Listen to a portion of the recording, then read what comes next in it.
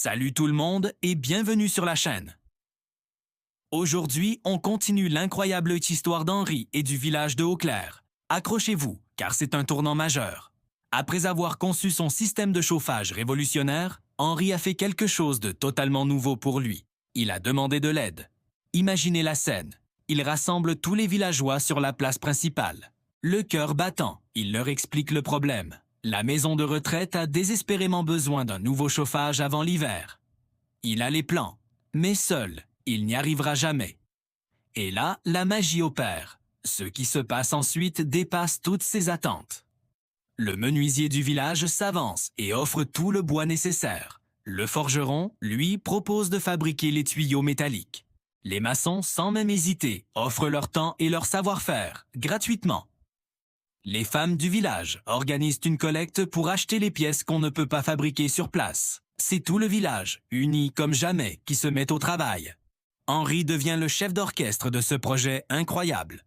Il supervise, il guide, il met en pratique tout ce qu'il a appris dans les livres secrets. Quand un problème surgit, il trouve une solution. Ça a duré un mois entier, un mois de travail acharné, de longues nuits passées à l'institut pour corriger les erreurs et trouver des réponses. Il y a eu des moments de frustration, de doute, mais personne n'a abandonné. Et puis, début novembre, le grand jour arrive. Ils mettent le système en marche. Un silence. Puis le bruit rassurant de la chaleur qui commence à se diffuser. Ça fonctionne. Ce n'est pas seulement une réussite technique, c'est la victoire de toute une communauté. Le village entier a célébré cette réussite. Et ce soir-là, pour la première fois depuis des années, Henri a ressenti une immense fierté. Pas une fierté solitaire, mais une fierté partagée.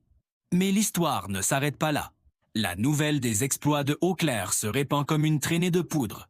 D'autres villages, curieux, envoient des protonendois à des représentants pour comprendre comment ils ont réussi un tel miracle. Face à cette demande, Henri a une autre idée de génie. Il fonde l'atelier de connaissances partagées. 2 fois par semaine, les gens s'y réunissent pour échanger des idées, apprendre des principes scientifiques simples et résoudre ensemble les problèmes du quotidien.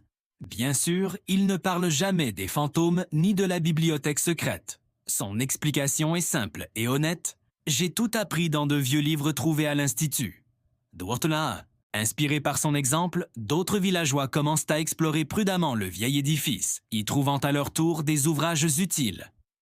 La bibliothèque secrète reste le jardin secret d'Henri, mais la connaissance, elle, est devenue un trésor partagé par tous. C'est une magnifique leçon sur la force de l'entraide et du partage du savoir, vous ne trouvez pas? Si cette histoire vous inspire, n'hésitez pas.